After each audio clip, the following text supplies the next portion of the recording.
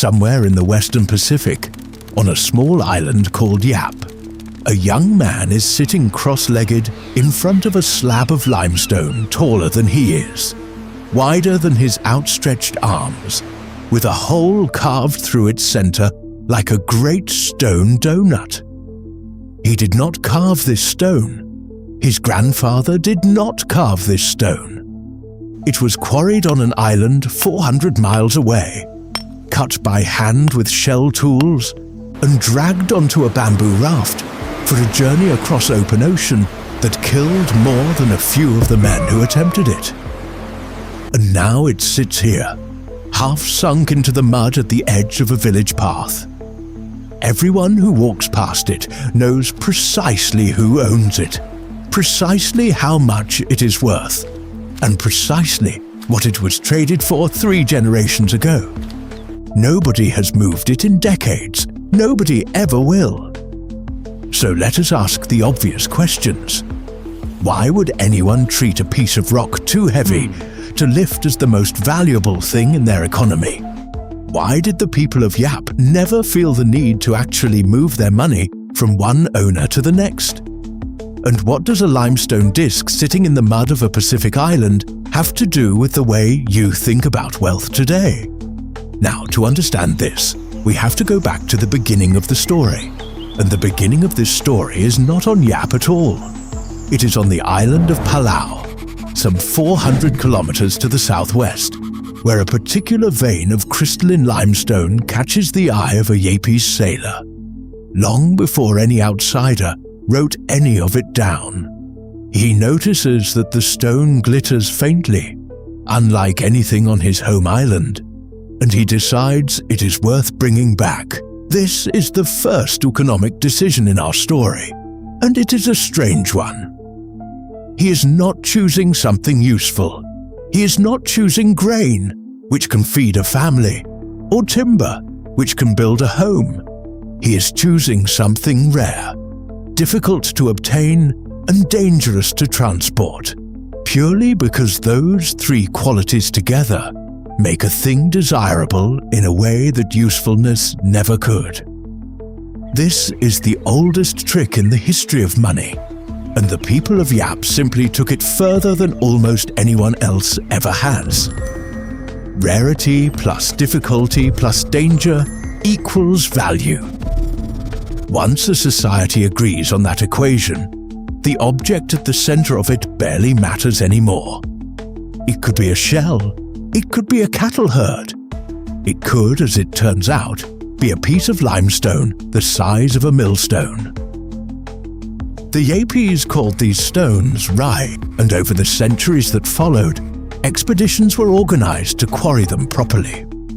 Teams of men would sail to Palau, cut the limestone into discs using tools of shell and coral, drill a hole through the center by hand, and then load their catch onto rafts towed behind canoes for the long and often fatal journey home.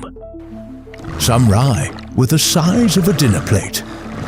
Others grew to be 12 feet across, weighing several tons, requiring dozens of men just to bring a single stone back across the water.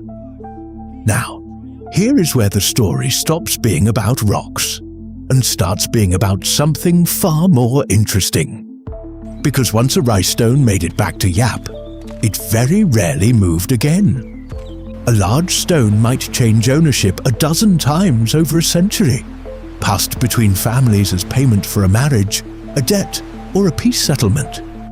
Yet the physical stone itself would simply sit exactly where it had always sat.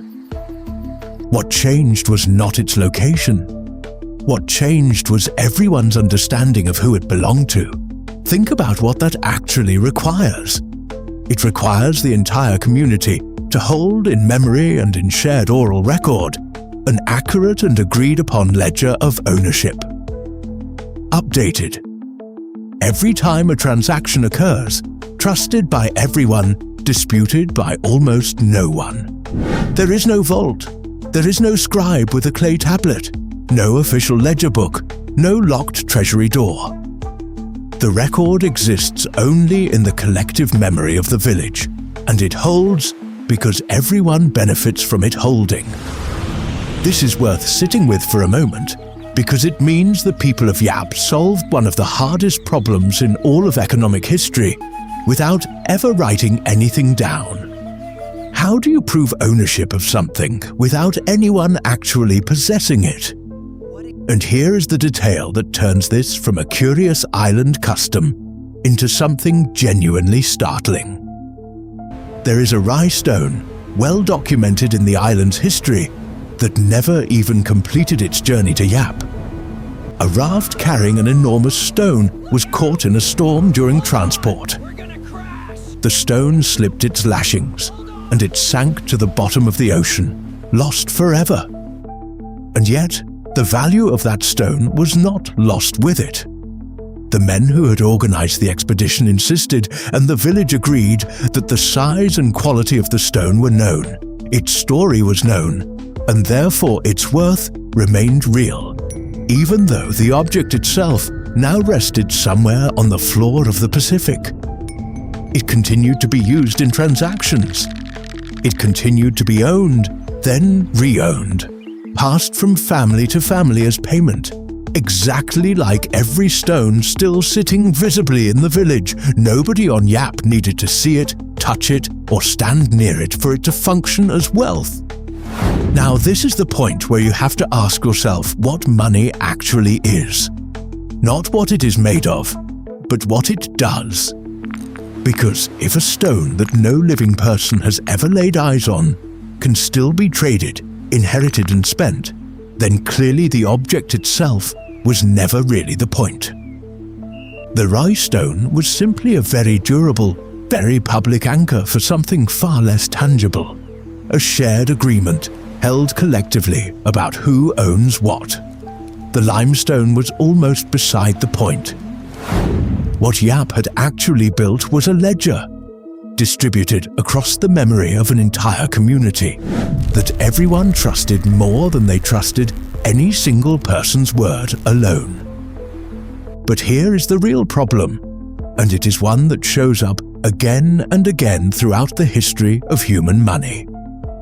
A ledger is only as strong as the community's ability to agree on it. And the moment that ledger can be tampered with, replicated too easily, or seized by force, the whole system is vulnerable. Late in the 19th century, an Irish-American trader named David O'Keefe arrived on Yap. Seeing how highly the islanders valued rye stones, he began importing them himself, using modern tools and Western ships, cutting and hauling stones far more easily and in far greater numbers than any traditional expedition ever could. Suddenly, there were more rye stones on the island than the old system had ever anticipated. Stones that had not been earned through the danger and sacrifice that had always given them their meaning. The value of the older stones, the ones tied to real stories of loss and hardship at sea, began to be treated differently from the newer, mass-produced ones. The community had to quietly renegotiate, stone by stone, what still counted as valuable and what did not. This is not so different from what happened when Rome began shaving silver from its coins, or when a Chinese emperor ordered a new debasement of the bronze currency to pay for a war he could not otherwise afford. The mechanism always looks different on the surface. On Yap, it was a foreign trader with steel tools. In Rome, it was a mint official with a file. But underneath, it is the same story every time. Whenever the difficulty of creating money can suddenly be bypassed, the shared agreement that gave that money its worth begins to strain. A community that once needed no locks, no vaults and no signatures at all, is forced to start asking harder questions about what its wealth actually means. The rye stones of Yap still exist today. Some of them sit in exactly the same spots they have occupied for well over a century. Moss growing across their surfaces, children playing near them without a second thought. Nobody digs them up, nobody locks them away. They remain valuable. not because of what they are, but because an entire community across generations has continued to agree that they are. The grandfather sets down his cup of tea and is quiet for a moment before he speaks again. It is a strange thing, he says, that people have always been more willing to trust a story everyone remembers together than a coin they can hold in their own two hands.